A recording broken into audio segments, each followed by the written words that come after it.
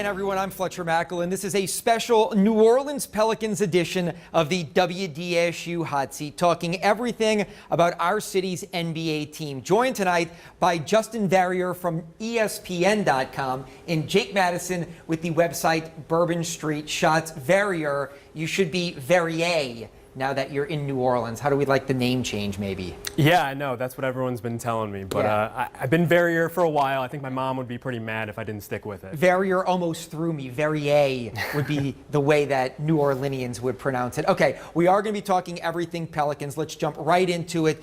The Pelicans are wrapping up a disappointing season. Is it fair to say, based on whatever circumstances, they are the most disappointing team in the NBA this season? I certainly think you can make an argument for the Chicago Bulls, as well as the Houston Rockets, who were in the Western Conference Finals last season. Justin, we will start with you.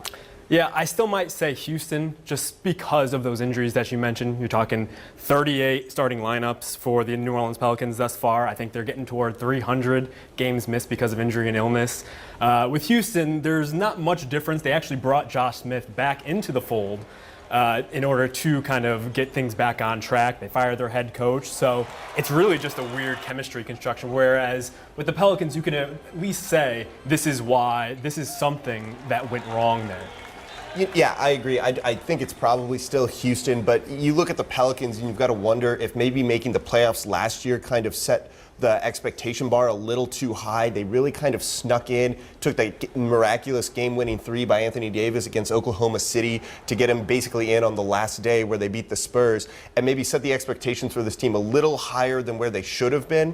But even given that, when they were healthy, they didn't play particularly well. When they had everybody, they had moments of flashes, but it was still too inconsistent, and I think that's why they're kind of a disappointment this year. All right, we'll go with Jake first and then Justin second for this question. Just what you said.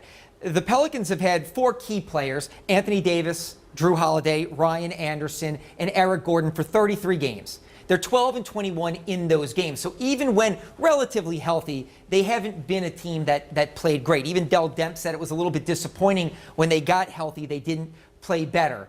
Is this a team that can get back to the playoffs next season, or do they need to make significant changes not only to the roster, but maybe with the head coach and the general manager as well? I think they can definitely get back. Even if they don't make significant changes, health is really going to help them. Healthy, with the standard amount of injuries you would have for a team, not the gross amount that they have here, they probably do make the playoffs. The bottom half of the Western Conference is a lot weaker than we were expecting, a lot weaker than it has been in years past. So they can get there, and they've shown flashes of it. You have to figure if the only change you're making is that of a head coach, you might take a bit of a step back as they learn the new system, as they learn the new defense. And they clearly didn't take to that, but with more time in the offseason and training camp, you can learn that Darren Erman defensive system. He's known as one of the top defensive minds in the league. They just didn't pick it up as quickly as they could have, and they just might need more time with it.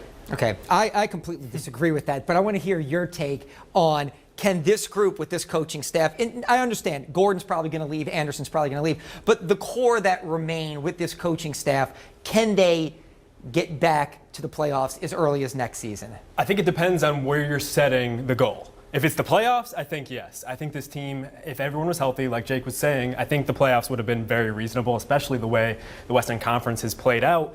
But if you're talking about, are we looking toward the top of the Western Conference? Are we talking about an Oklahoma City? Are we talking about the Golden State Warriors? Maybe not. I mean, the team, like he was saying, the team is good enough to break into the playoffs. But I really don't think they have everything just yet in order to take that next leap. Yeah, they wouldn't be making a deep run by any stretch here, but you can get that 8th seed and get in, but that's not what ownership wants, that's not what Benson wants. They want a deeper run, and for that it is going to take shaking this roster up and trying to move some pieces and bring a few others in, and that's going to be hard for them this offseason. Let me ask you this, and this is a question that I think we have to discuss here. When I started covering the NBA when the team moved here in 2002, somebody told me this, and I have always believed it. There are very few true difference makers in the NBA.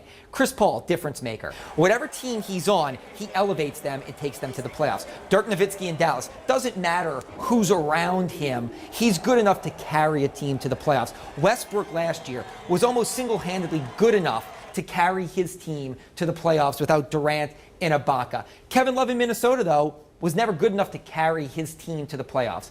Is Anthony Davis good enough to carry a team, no matter who's around him? I think we may know the answer after this season, to the playoffs. And is it fair to even say he should have to carry him to the playoffs? Yeah, I always think about the graphic that I think TNT ran, where it's as he was growing, as he got the growth spurt, and the next ascension was Godzilla. And so now we all just assume that's what Anthony Davis is going to be. I think for those unreasonable expectations, we start to see him, we see him as kind of maybe not living up to that potential. But I think we really need to look at how the entire NBA is structured these days, because even LeBron James had to go to Miami, had to go get D-Wade and Chris Bosh in order to get to the finals. So far, I think the Pelicans haven't built a team around them. They have a few pieces, but I'd love to see Anthony Davis with that sort of running mate and to see what he's able to do. They don't have the right pieces yet, but when you get them around, there'll be some damage done. All right, speaking of the right pieces, this is year 4 now of the Dell Demps rebuild. Tom Benson bought the franchise in 2012. They tore it down to the ground, had the first pick with Anthony Davis, and it was spent 4 years building it up, trading away 3 first-round draft picks, acquiring players via free agency and in other trades. I like Dell Demps. I usually champion the moves he's made because I can see on paper why he's doing it. But after 4 unsuccessful years, because some people would say the playoffs last year were a fluke, and had they not made the playoffs last season, you'd have 4 straight years of the Demps rebuild without the playoffs. Is he the general manager to continue forward building a team and a potential championship team here in New Orleans, in your opinion? I would give him another shot, if only because the way things are structured so far or going into next season. I think bringing someone in only just makes bigger problems. I think you look at the injuries that they have, you have a reasonable excuse. You look at kind of the progress they've made under Alvin Gentry. It hasn't been so clear and so obvious, but you look at him now, I mean, a Tim Frazier is a guy you can kind of keep into the fold. Dante Cunningham has played a little bit better. Luke Babbitt, some of these guys that may not just jump out at you, but at the very least, you're backloading the roster with some guys that might be able to help you going forward. I would just say that Dell Demps is better than throwing in an unknown. Well, let me say this, just to follow up there before we get to Jake. Are they in a really precarious spot right now because they're truly, in uncharted territory, so to say? Because if they go forward with this regime again and get off to another bad start or things go sideways, then maybe AD, you start talking about what is his future here, kind of like a Kevin Love situation in Minnesota. But I agree with what you're saying. If you just pull the plug on everything, does change for the sake of change make them better? But I don't know if there's a legitimate answer that we're looking for, that you stay the course because they're close, or you pull the plug because maybe something new is or is not better. I mean, do you understand what I'm saying? Yeah, I think they're sort of almost past the point of no return with the path they've gone down. If you bring in a new GM, let's say Dell Demps isn't here next year, there's not a whole lot he can do to retool this roster and rebuild quickly. And now you're going through a much longer rebuild as opposed to trying to mix a few things up, bring in another piece or two, jettison something you already have. So you kind of are stuck with this path that you've gone down and you can't deviate from it. So that's why I think the main reason they'll give him another year. I think Dell Demps comes back. I think Alvin Gentry said the other day he feels quite safe. So I think you're going to see this kind of maybe trot it all back next year, and they're going to give it another go. They'll probably make a run at some guys in free agency. They're going to draft someone, with Dell Demps, who knows if he'll keep that player or not, and that pick might get traded. But they're going to try and make this work with this. I know Alvin Gentry is the coach that Dell Demps believes in, and he really thought this roster fit that fast play style. We've seen this year not so much. They don't have the basketball IQ. The intelligence level on this team is quite low. But maybe with some more time, they might be able to figure it out. And, Dell Demps is banking his job on this. That's the one thing I would point to with Dell Demps and Alvin Gentry.